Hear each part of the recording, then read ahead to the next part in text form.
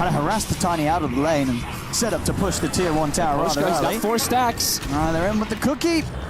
He's able to pop Crypt first, though. So first blood goes the way of Miposhka. They keep Lars safe as Lars able to keep his distance, continue to poke damage back in onto the Tiny. They'll turn over towards Miposhka. I think a setup. Good cookie here from Crypt. Toss forward as well onto the 2 of them. We have to swap where the Primal Beast is at some point so they don't just lose towers too fast. Miposhka starting to get chased out. The spider block. Nice blocking here from Amar, indeed, surrounding Miposhka with the spiders. Play.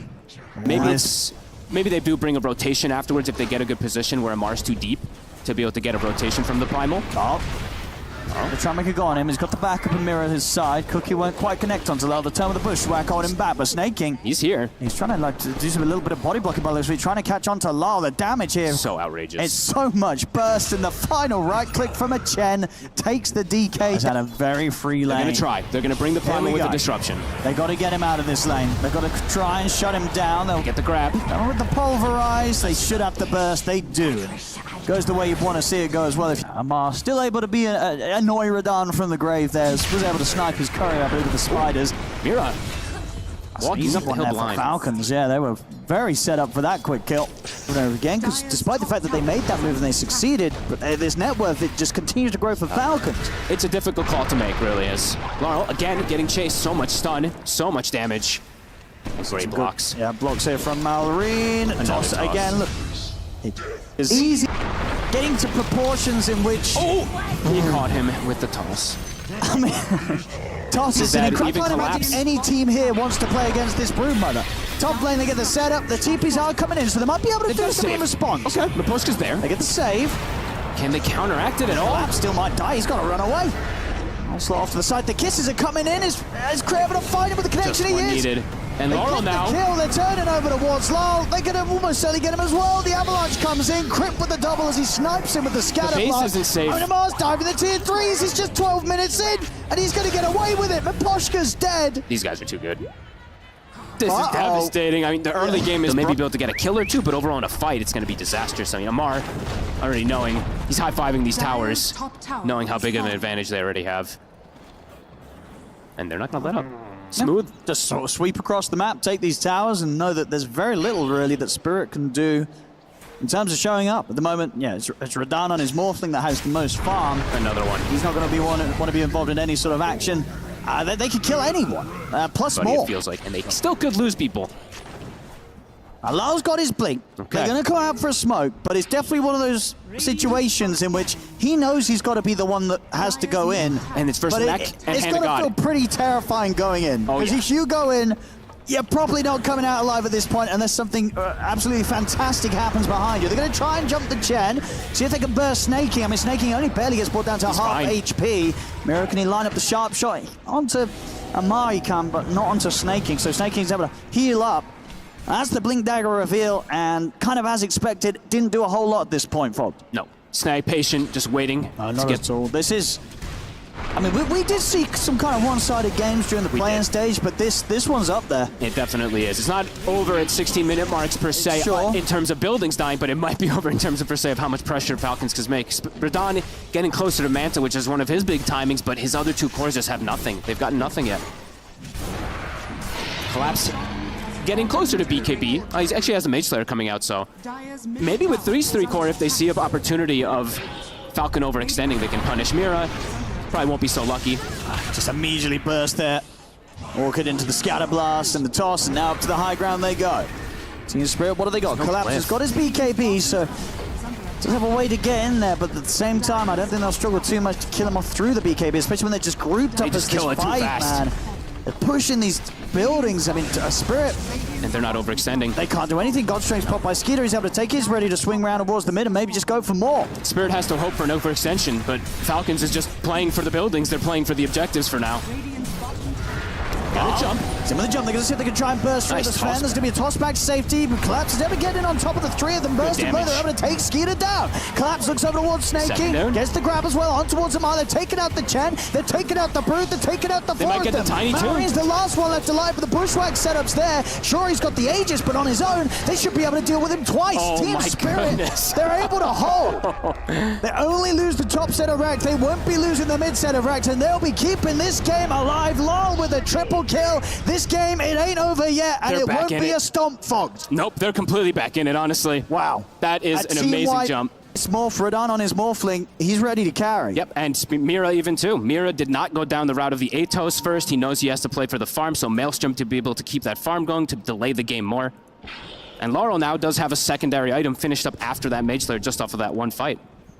Are they going to try and go against Falcons? They still want to try to close it up and get one big opening to take that next rack. So Spirit has to be careful with their positioning. Sure, but this time they don't have the Aegis. Sure, they do not. First, you would imagine we're not going to see them get caught in the same fashion that they did on that last failed push by by Falcons. Spirit's ready for this move, though. Look, DK already comes back. They've got items. They're prepared for this pressure play from Falcons. Super fast butterfly timing. I mean, especially with all things considered. Yep. They're actually going to smoke and maybe catch Falcons off guard here.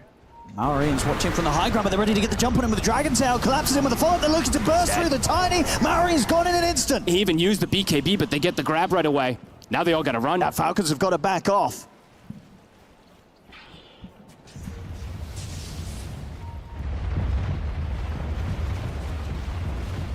Very, very impressive stuff there from Spirit. Snay still playing in the area, but they don't have their Tiny. Laurel's going to jump in for him. There's going to be the setup and Collapse. He's ready with the follow-up. Straight in with the onslaught over towards Snake King. Chris, is there anything they could do to help their Chen out? I don't think so. Collapse blocking off the escape of Snake King as he'll go down. And Crit also in trouble. Ooh, he's able to TP away just in time before the Dragon Tail comes out and connects on towards him. So he'll escape, but again, this is difficult. Shivas is also finished up Collapse. for Collapse. He's ready to go. I mean, really, the main man when it came to keeping this game alive for them. He has been very clutch on his Primal Beast in a lot of situations. Let's see if Falcons is ready for this, if they're able to get a jump themselves. Problem is they're actually under a ward right now, so Malrine is completely under vision. Spirit have their pick of the litter for a second here. Smoke on smoke. This could be quite the fight for Spirit. Got slightly the better information. Sure, Falcons have the sort of better area to hold from. But Spirit know exactly what they're walking into. They know that they're all here. So watch the positioning of these supports. Miposhka's pretty deep. They're going to get the jump over towards him. Collapse comes over in return. He's got the pulverize to hold the Tiny position, but the BKB is already out. They turn, they take down Miposhka. Now they look over towards Collapse. Collapse have put the Shiva's guard, trying to draw their attention away from the rest of the team. Sharpshooter comes in. Toss over towards the DK. Lyle turns with the Dragon Tail onto Skeeter. Radahn turns into the Tiny. Avalanche onto the two of them. He's got the toss burst damage on towards Amar. Not enough to kill him. An immediate buyback from Miposhka. He looks to rejoin the fight. Lyle getting chased down by Falcons. They'll bring him low. They'll bring him down as Lyle will fall.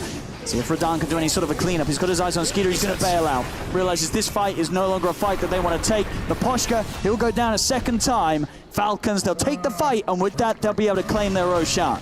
So cool the way they take the fight. They see Miposhka steps up for a quick second. He wants to go for, I'm actually surprised he's the one that goes for the D ward himself, because he reveals his positioning there. They instantly jump him, and they don't have to save. The Sven is able to just pretty much beat on whichever target he wants. Bit of a mistake there this time from Spirit. Falcons capitalize massively.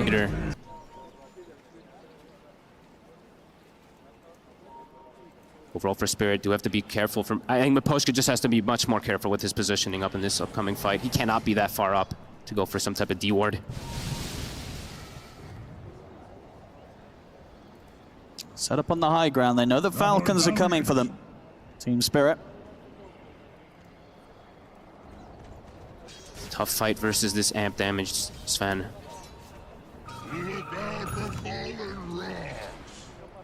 Skeeter. Is he just gonna jump in? He's thinking about it. Lal, he's good with the jump as well. The turn was the other way to get the sun on towards him. The Bushwhack's there. Straight away, Skeeter turns towards Mirror. The collapse holds Skeeter back. Mirror will go down, but the Aegis is taken out of the hands of Skeeter.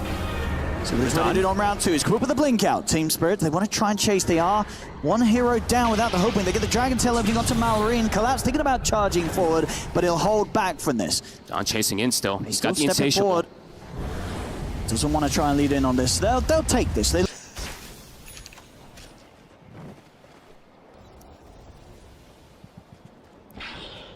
did get another item timing, though. Laurel, 18, and he's got the Aghanims. Radiant are scanning.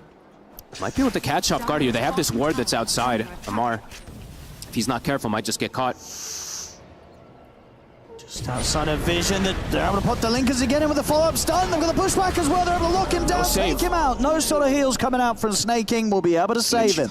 It makes this Morph absolutely out of control. Yeah, maybe sort of the matchup able to sort of be turned on its heads now that the game goes on. I think Falcons with this lineup and indeed with their play early, they were not expecting this game to still be going 36 minutes in if everything was going to go to plan for Falcons. Look at this wraparound. Whoa, whoa, whoa.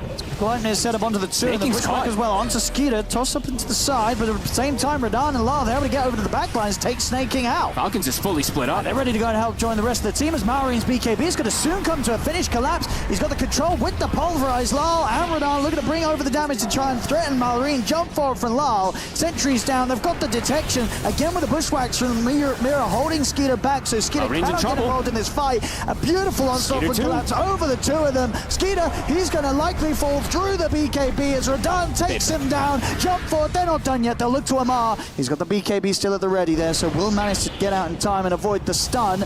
They're trying to chase though, Radahn, seeing if he can get his hands on the Spider, but Amar, a bit too speedy, will make it back to the safety of the base. Still there's and be able to catch heroes if Spirit does play out of position. So Spirit does still have to be a bit careful with how they look to pressure. Don't want to be split up at all, so I imagine just group up here for the push.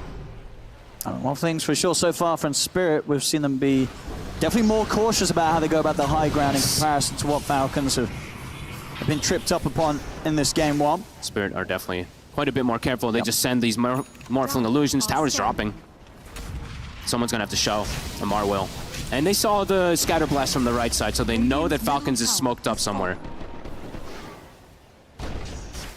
Toss to just clear a wave. Malorine will just be able to delete that one. So the push at the least is stopped for Falcons. That's level 25 for Radahn now with that Wisdom Rune. Malorine has found an amp damage. Okay, maybe that is the other difference maker, if he can actually get just a big one-shot or something like that onto some of these heroes. Not easy, though. As we said, Miposhka Aeon Disc, and that's the one that they want to go for in most situations, so... How does Falcons approach this fight? A minute left on the Aegis. Radahn's ready to get stuck in. Straight up to the barracks. I'll get the fortification out. TPs to come into play from Falcons as they're going to try and start to set up something. Toss back. And see if they can do it the once. They get the toss back on towards the Morph. Can they burst through him? He's able to put the man to the catch up with the cookies on afterwards. They've taken the Aegis out of his hands. The barracks, of course, have been taken. See round two on the Morphling. Radahn able to get away with the waveform. BKB's been popped in by Skeeter. Can he get his hands on anyone to look over towards Lal? But Lal's forced out of the base, forced again up to the high ground. They'll keep Lal safe. So the barracks are gone. They lose the Aegis, but it was going to be timing out anyway. Everything continues to go fully in the control and favor of Spirit. That's God's strength used as well, so they can look to re-go as soon as it does wear off. They know. And they're ready. Smoke up towards the side. Lal, is he going to be able to find anyone coming back from the Tormentor? He's definitely going to be tempted to hunt, and he's going to find Snaking. He's out. No buyback on Snaking. Straight to bottom. They can go. See how comfortable Radahn does feel to do so with the cheese. He also has buyback if necessary. I mean, Malorine's looking, but there's no God strength. They're going to try. Well, they get the toss back. Send them towards Lal. They get the stun to follow up, but straight away they're just focusing down the Tiny. Lal's falling over, collapse, goes crashing with the onslaught. They immediately delete the two of them. Malorine and Amar are dead. They're onto the tier 4s. Buybacks have to come out straight away here from Falcons. Spirit, they'll turn their attention over towards the final set of barracks in the tier 3 down bottom. How long on God's strength? 8 seconds. Still no Snaking for 30. Tier 3's gone. Mira controlled. Trying to scout things out in the tree line. And Malorine, he's got the toss back. They get the stun. The opening stun, but he's got a lot of HP here. He's sitting full HP, straight away collapse. He's in with a backup, comes in with a pulverize onto more Skeeter, takes him out. Skeeter does have buyback, also having to use it immediately. Radahn. He's looking over towards Amar in the tree line. Amar pots the BKB. Skeeter tries to chase him outside of the base, but the pulverize is there again. Collapse. He's able to grab him once more. It's a dieback on Skeeter. Wow. Murray tries to come in with a BKB, but he has to run. They've lost their Sven, they've lost their carry, and they've almost certainly lost this game. GG is called. Team Spirit with a beautiful hold, turn this game around. And my goodness, if you watched this game for the first 15 minutes, you would not have thought this would have ended up going this way, Fogged. The team play